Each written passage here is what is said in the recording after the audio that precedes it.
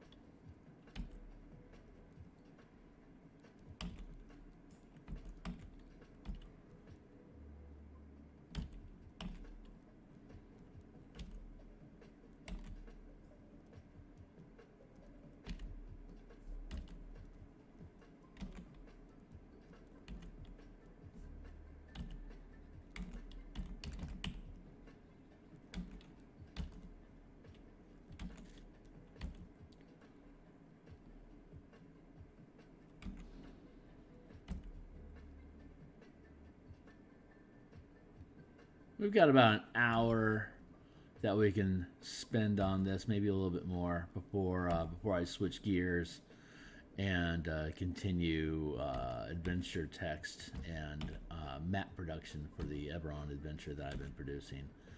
And that is coming along really well. We're going to be doing some playtesting on Thursday for the final act of the adventure. The rest of it seems like it's rolling pretty good. So we're stitching up the first 2 acts to hand off to Stuart for editing, and hopefully there won't need to be too many revisions. But that's kind of the process there, and there could end up being a lot of revisions. But we're expecting the final act to be finalized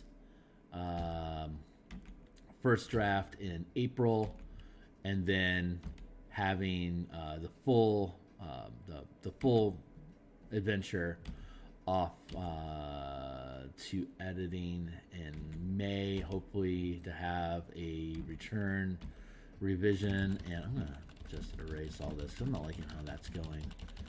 But yeah, we're hoping to have all that back from revisions and be in full page production and artwork production for the Eberron adventure. We're hoping to be in full production by August. We may be able to get there sooner, hopefully not later. But I think with potential revisions, August is feeling pretty good for us to just be diving deep into doing interior art, page layout, cover art, and map and different assets, which I'll be streaming all of, at least a good chunk of it. A little bit of everything you're going to be seeing here on stream for the maps and page layouts and interior art and cover art. A lot of that I've already got up in my. If you check all my different playlists and links, you're going to see a lot of Eberron art production already, mostly maps, as well as text revisions and logic pathing through the adventure. So we've got a lot going on with it, and we're expecting to continue on with that. Looking really good. Really, really proud of it. Adventures are heavy slugs. I mean, I could just throw together a couple encounters and just kick it out the door pretty quickly, but I really wanted to do something special with this adventure, and it's certainly taken its time to be built, but it's been worth it. And I'm really looking forward to that being out. So hopefully people will appreciate what it is.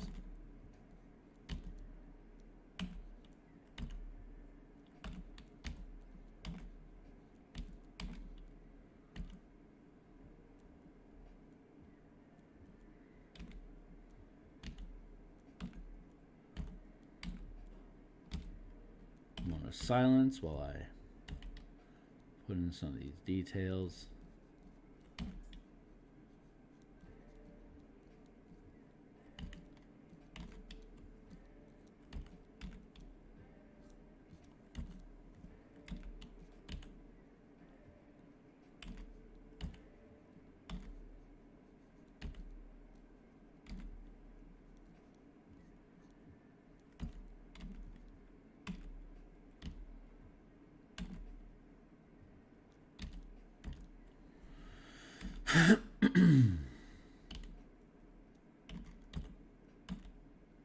I'm getting pretty happy with where the line art on this is, so I'm going to be switching to color here probably in a few minutes. Just going to futz at these edges a little bit, clean it up just a touch, make it look a little less scraggly.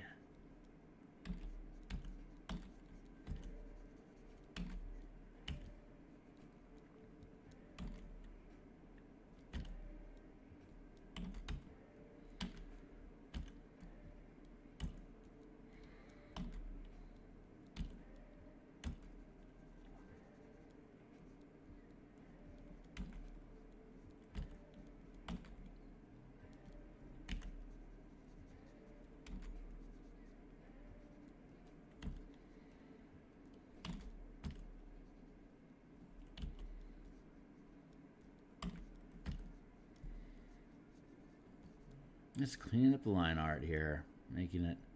I got a really sketchy style, and I just kind of throw the lines together and I let the form kind of fill into this negative space. It's odd the way the fringes of all the lines that I do, how they build volume without actually being present, and it makes the eye kind of shift back and forth between the different strings of line to try to form the final image, and that's difficult to maintain through the color phase. Like super sketchy art, as long as it looks polished, can be fine as standalone art, but the sketchiness that I have is intended for cleanup, and I'm not sure if that style is ultimately serving my production speed very well. So I end up having to do a lot of revisions like this, and one of the common issues that I see cropping up is how stiff the pose gets once I lock it down. and eliminate all the frills and variables of where is the form actually sitting in volume, and once I lock down that volume, it can lose a lot of its kinetic energy, and I think and so like those kinetics are coming from the shiftiness of the line weight and the sketchiness of the lines that kind of coagulate without actually committing to the form, if that makes sense. Hopefully that makes sense. If it doesn't, let me know, and I'll try to explain it differently.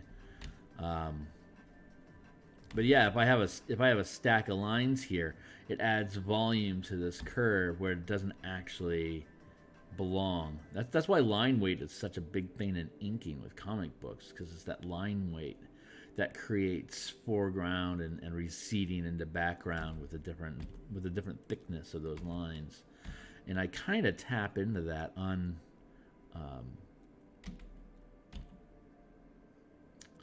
unintentionally. So my effort of being more intentional while keeping that kinetics is it's a trick. It's tricky. But hey, that's why we get paid the big bucks, right? To find the solutions, to make the thing, to do the deal.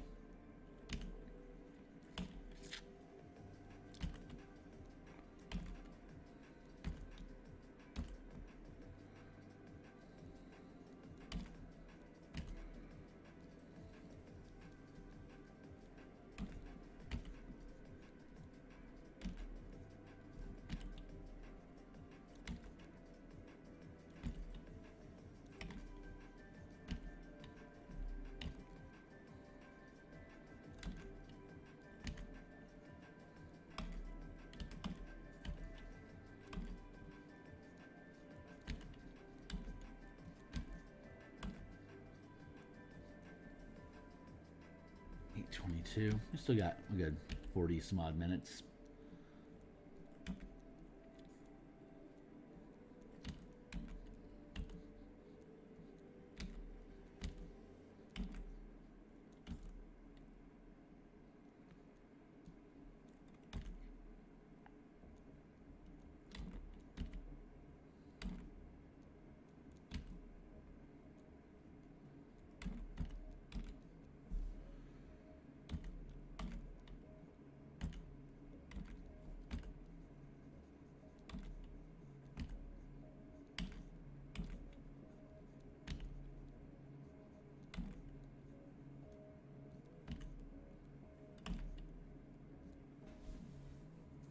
Pretty boss though. All I gotta really do is fix this leg down here and I can start dropping into color. So I'm just gonna avoid it for a minute and mess with something else I decided spontaneously needs to be messed with before I can move on to color.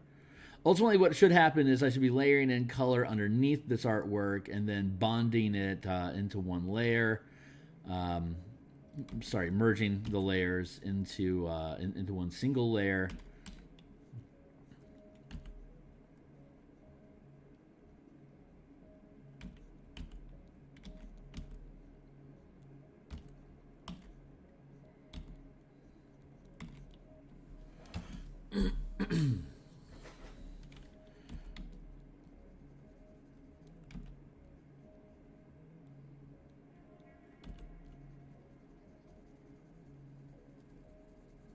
Let's stay on the screen here and have a sip of coffee. Cheers.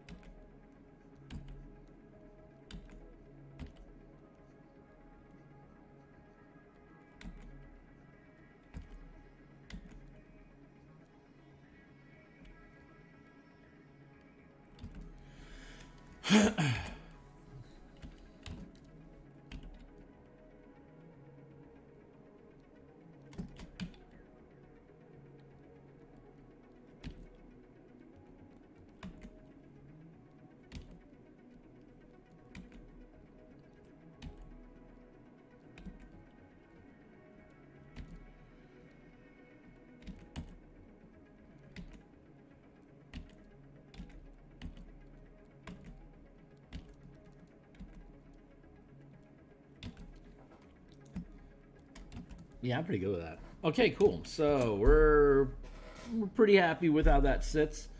So let's switch gears. We're going to temporarily lock that layer, and now we're going to. Okay, so here's how painting and color works like in the world of the blind. See, I got a color meter over here, right? RGB. This was the base red color that I had been using down here. You can see the RGB here. You can see the RGB here. The one that I picked here is obviously darker.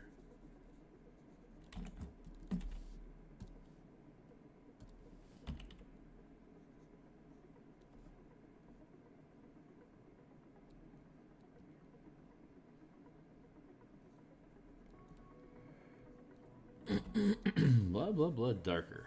Oh. So yeah, I pick my RGBs up here, lock that back down, go back here. So let's see, I can grab color sand. I kind of like how this guy's looking. Definitely like this, the brightness of the chest. So I'm going to go with this as my, with this as my base color. That's pretty red. I don't know if I want to pop like that. Let's see what we got going on here. Red, red, red. Yeah, that's a good red. So we're going to go with as my base red, and then we're going to fill in otherwise. So I'm just going to block it in. And then we'll overlay different colors for like the garbing and the interior, like the underbelly, and the arms will probably have a different hue. Right now we're just doing flat blocking. This is called flat blocking. We block it in with just one flat color.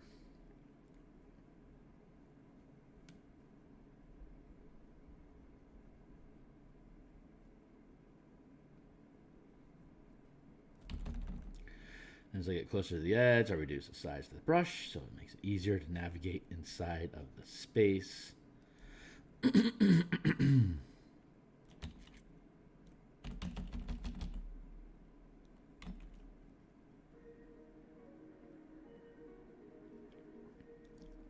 So I used the red line art so that it wouldn't have much difficulty blending and reinforcing the color palette that I'm using.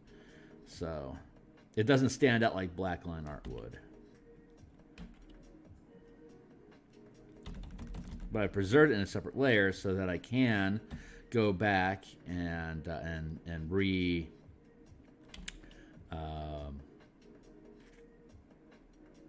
revise the color RGB just to be flat black if I wanted to make the sketch itself like a separate piece of stock art for folks to grab for like an OSR product or something.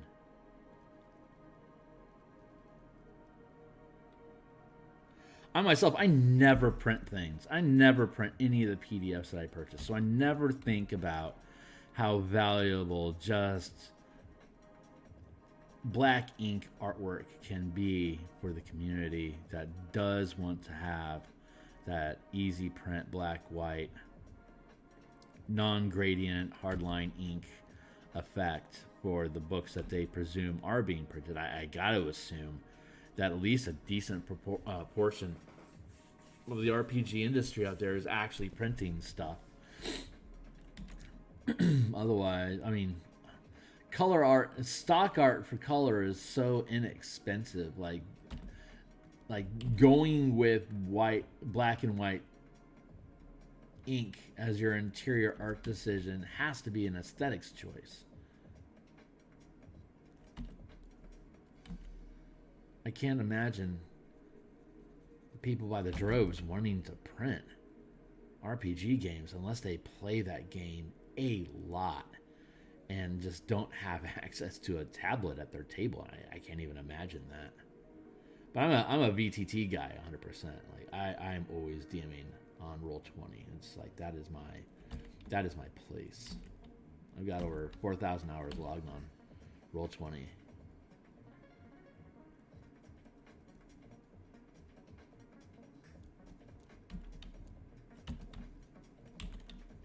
That is where I will be. So to me, yeah, it's really easy just to toss in some tokens and, get on with it.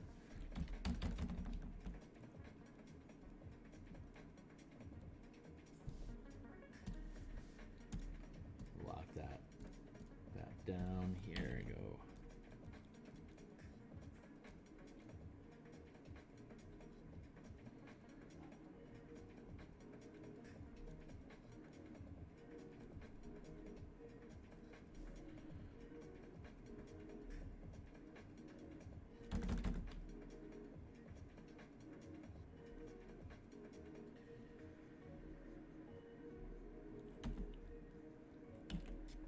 If you stuck with me this long and you're catching up here, this would be a great time for you to like, subscribe, check out my Twitter, check out the books.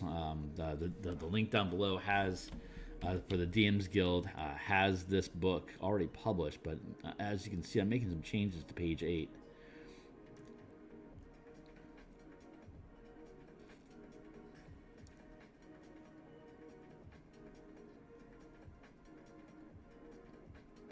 As I've developed these color mana products for playing with 5th edition, my sensibilities and design have changed over the past few years.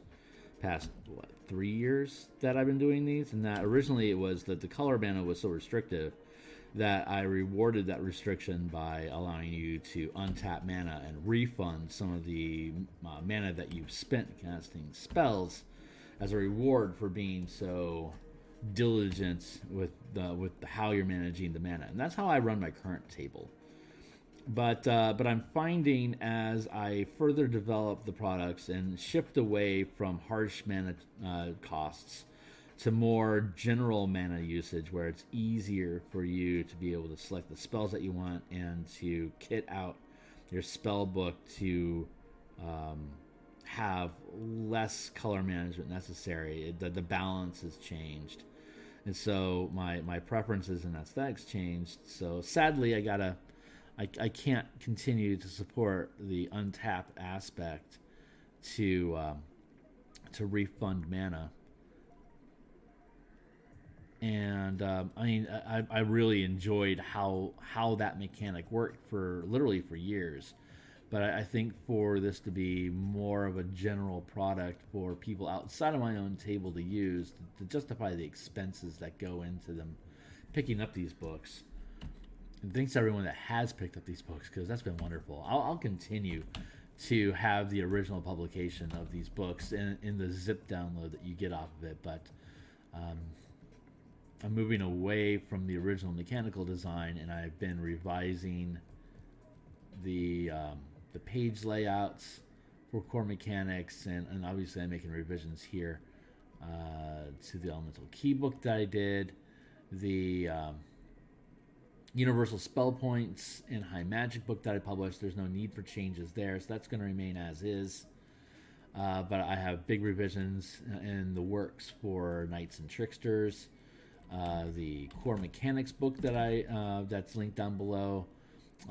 Virtually all of that book is still good, but it's going through some revisions for the color mana costs, as well as implementing including the rules for Artificer into the core mechanics, integrating the Theros gods into the core mechanics, as well as Akavia, the Strixhaven campaign world, getting the color mechanics of the different schools into the core mechanics. It's just some quality of life improvements that I can make on the book with where WOTC stands right now with the products that it has. And once I get that resolved, I should be pretty happy with the mechanics as they sit, and I can start spinning out smaller pieces. The Spell Point Sorcerer, which is linked down below, that's coming along really well. These are all very side projects in comparison to the Eberron adventure that I'm working on, and the In Command Mass Combat and Guild system. That book is coming along great. In Command, currently working on the Guild and Kingdom system to integrate with Balderon's Kingdom Builder, which Adam Hancock produced, and it's a great book. If you haven't seen Balderon's Guide to Kingdom Making, Kingdom Building, I believe, is the official title. That will bundle with the In Command books that we have, and a lot of the point system that Indy developed for building communities is completely relevant to the book that Ukulele Bard and I are building. But that is going, the front end combat mechanics are solid. I'll probably be playtesting that with people just as a fun look-see in the next couple weeks.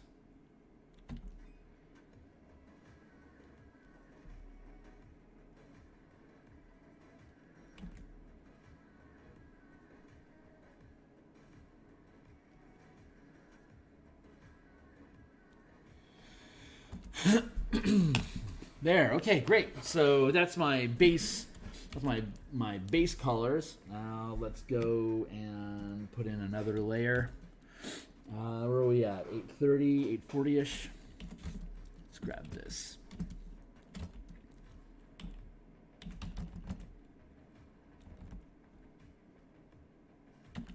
Again, I'm just coloring. I'm just painting by numbers.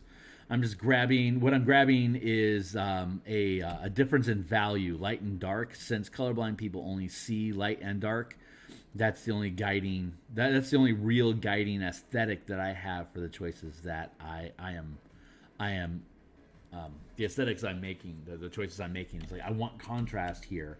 So I'm picking high contrast off of a color palette that I can trust. So I don't actually need to see color. I just need to have good value decisions, and a lot of artists that are far better than me continually emphasize that the value choices is actually more important than the color choices you make, which maybe they're being nice, but it was certainly encouraging. So that's what I do. I automatically go to what values am I using so that there's a lot of contrast, so that the character stands out, you know. So just the lights and darks of the piece itself make it pop. But beyond that, let's see.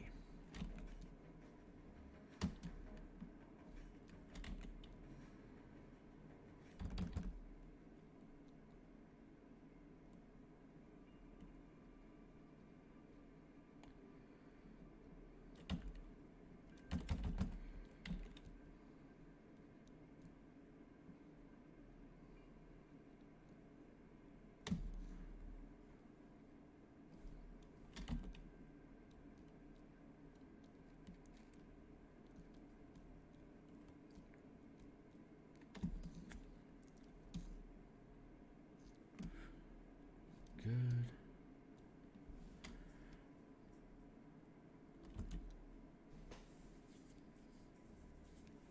Yeah, not a lot going on there. Base, and then underbelly.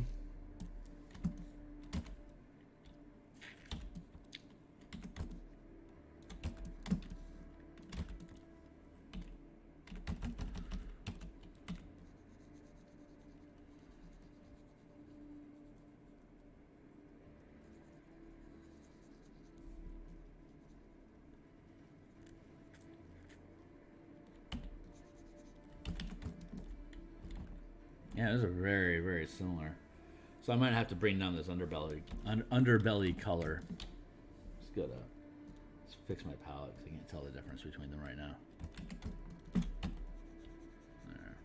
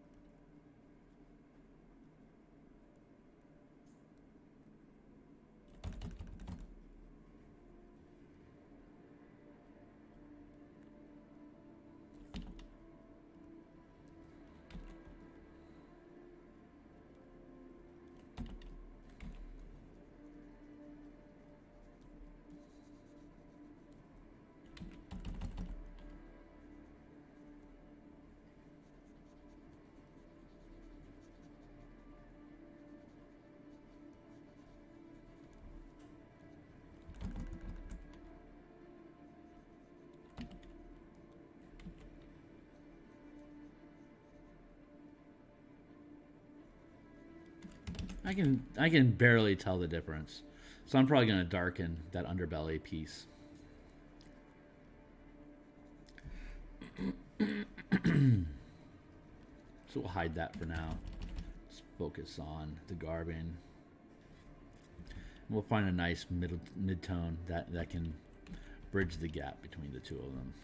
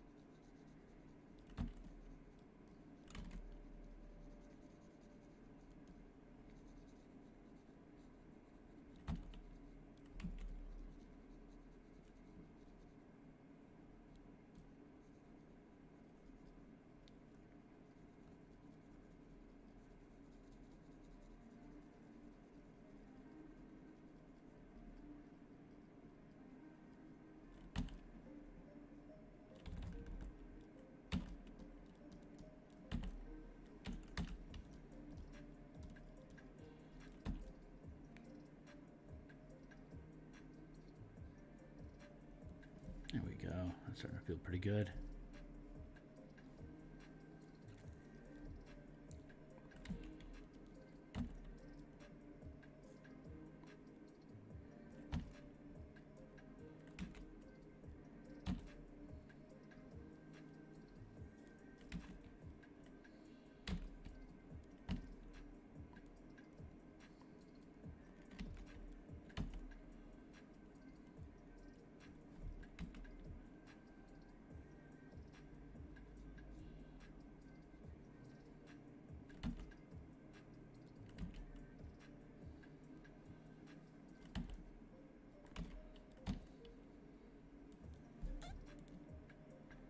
So far, so good.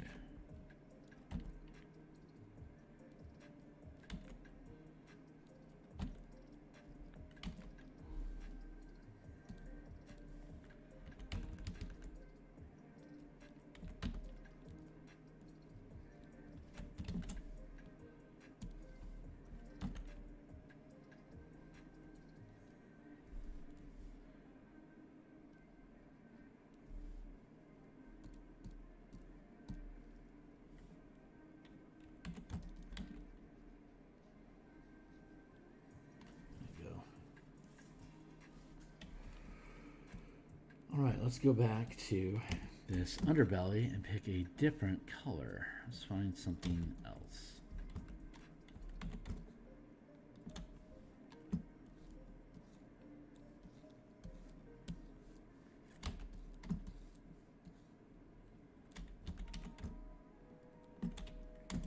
Okay, that could work.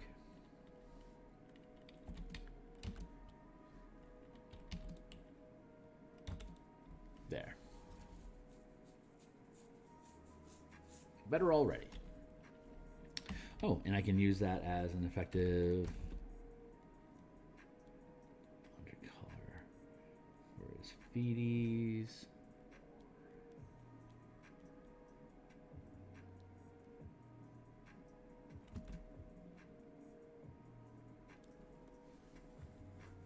I think I need to be a little more intentional in here.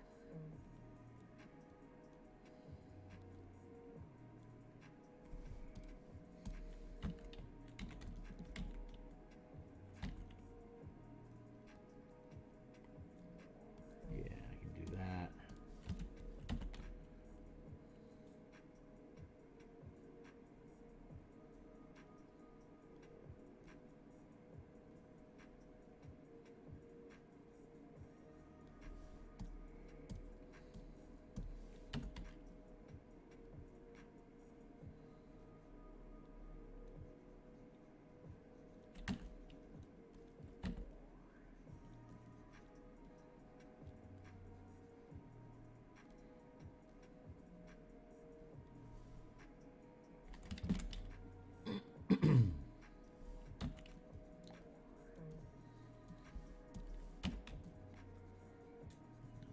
Clean up here.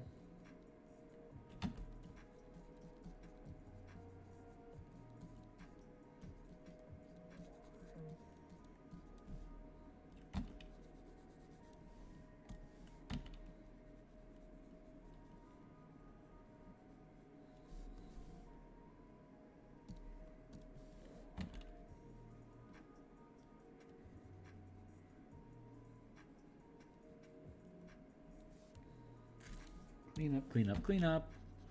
Clean up, clean up, clean up. Clean, clean, clean, clean, clean, clean.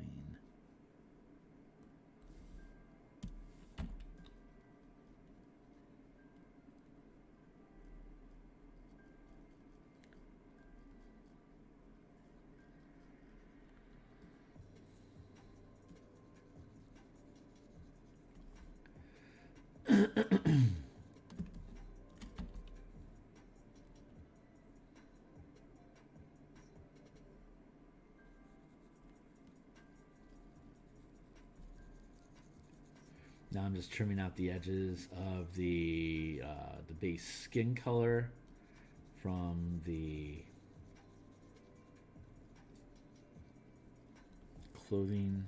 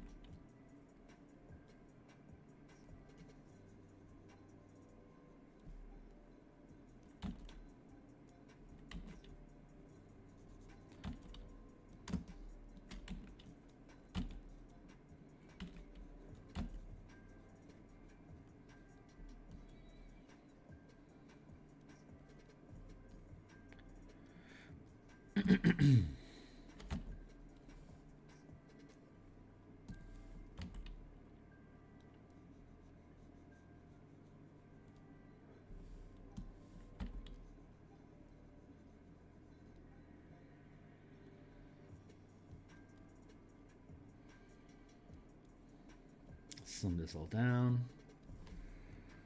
Get there with the lines to clean up all these scraggly bits, to sharpen that up a bit.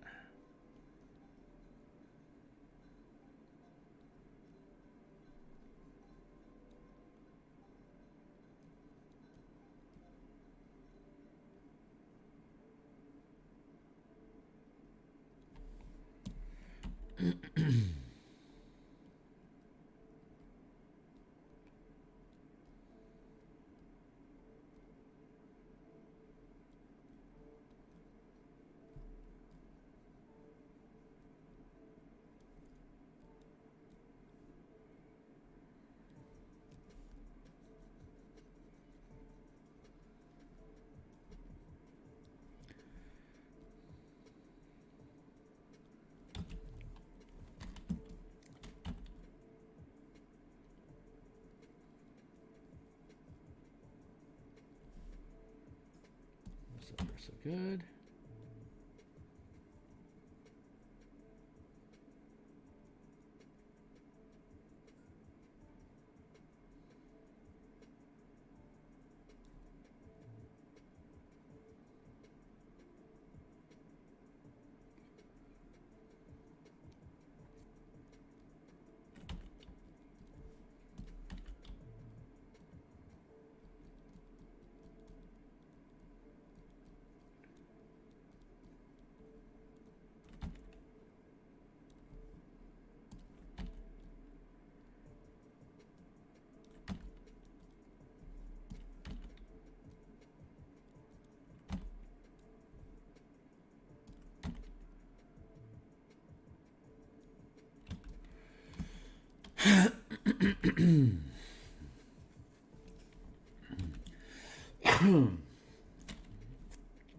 Let's see. Where do I need to be?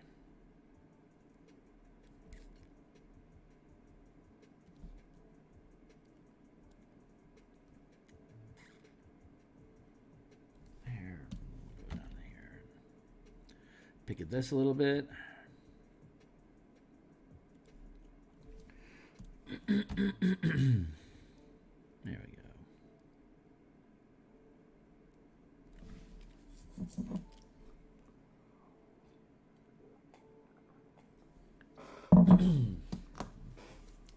How long have we been doing this?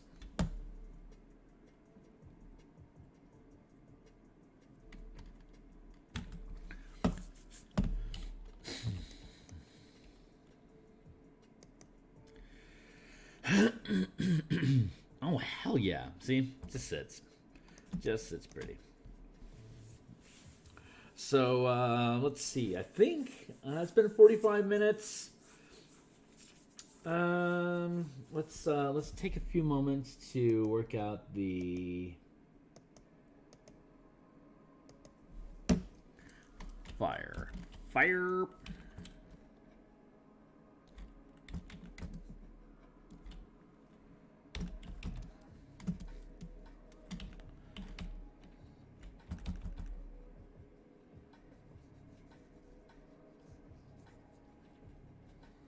So we'll do like that, and then we'll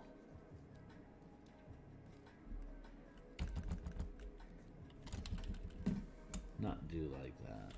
We'll instead do like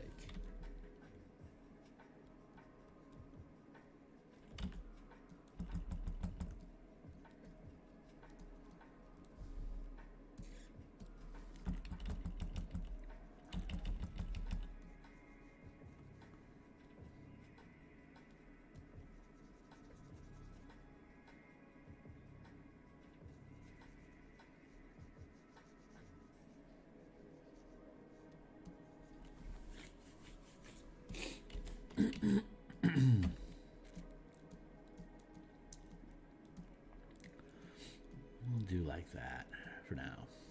For now. This is how it'll sit.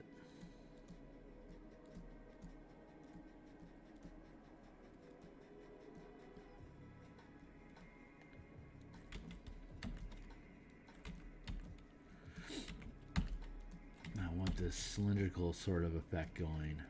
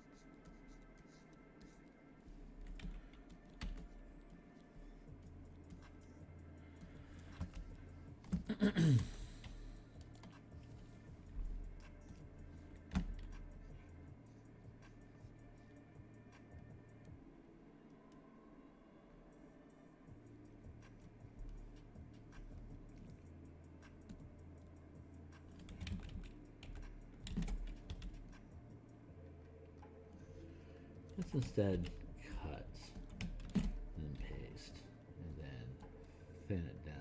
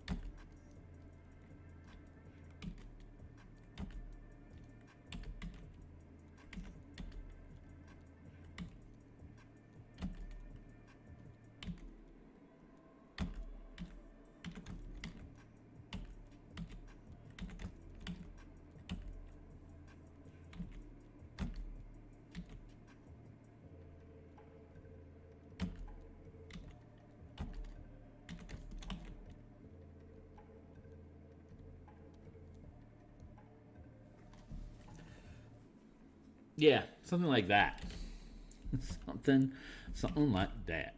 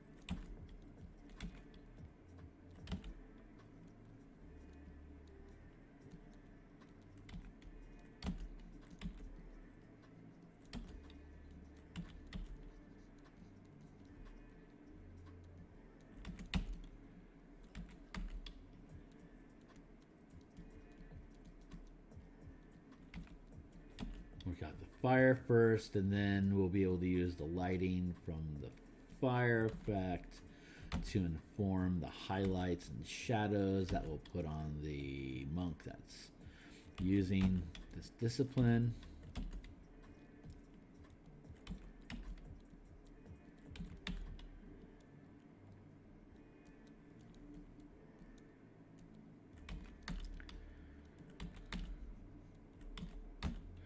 Also have to revise the playmat that came with it, because the arrows are no longer valid, because you don't untap the mana and get it back. It's untapping is just the process of dismissing locked or sustained effects. So there's going to be some revisions needed to the mana playmat that's included in the book and the download.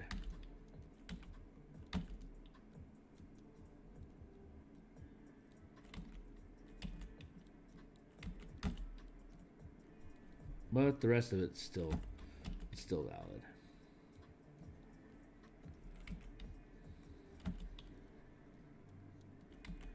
I'm just about done for the day. Just want to fill in this flamey effect a little bit more before I sit back and let it ruminate for a bit. Ruminate is the word.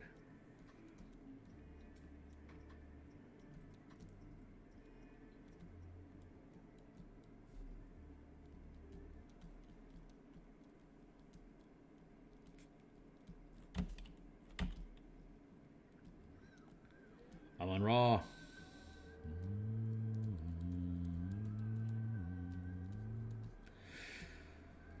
And after this, I'm going to be getting into some more Eberron Adventure text. I don't think I'm going to be doing that live. I'm going to be doing that off screen. I'm going to be having my gal getting up here in a few minutes. Probably going to spend some time playing with her, and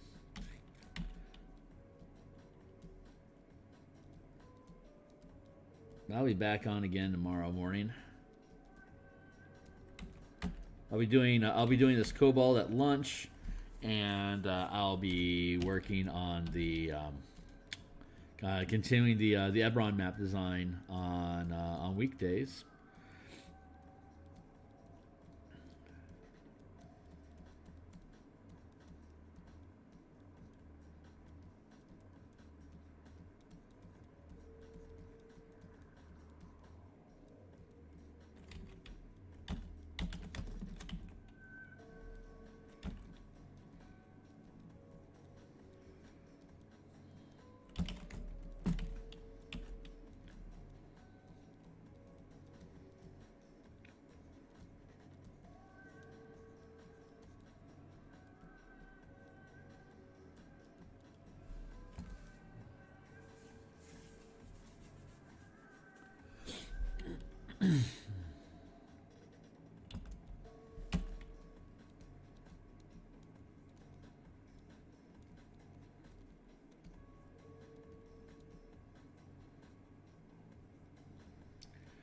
Just about done here.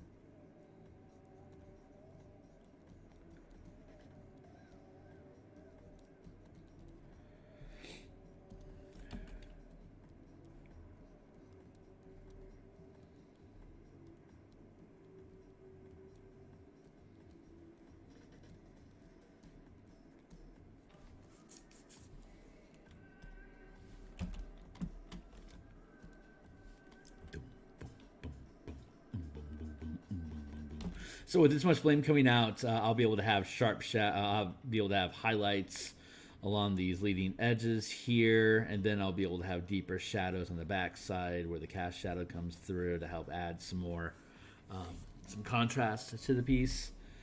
And I'll be able to do some fun stuff like lacing in highlights like that, whatever. So we aren't there yet, though. So this is where we're at. I'm pretty pleased, and we're going to go ahead and cut it for now. It's been almost an hour. That's about the time I had allocated to this task. We're going to come back, and this will probably be done by probably Tuesday or Wednesday, and then we'll reload the document online for folks to have. And yeah, I'm pretty pleased. Pretty happy with how fast I got cracked out. So we're coming along nicely, and we're gonna have more of this. We're gonna have a ton more of this type of art in the Eberron adventure that I'm working on, in the In Command Mass Combat book that I'm working on. Martial Powers is on the way for 2023, where barbarian, fighter, rogue, all the non-full casting classes will have their own full kit of mana effects that they can use and spend, similar to Eldritch Knights, Arcane Tricksters, and Monks do.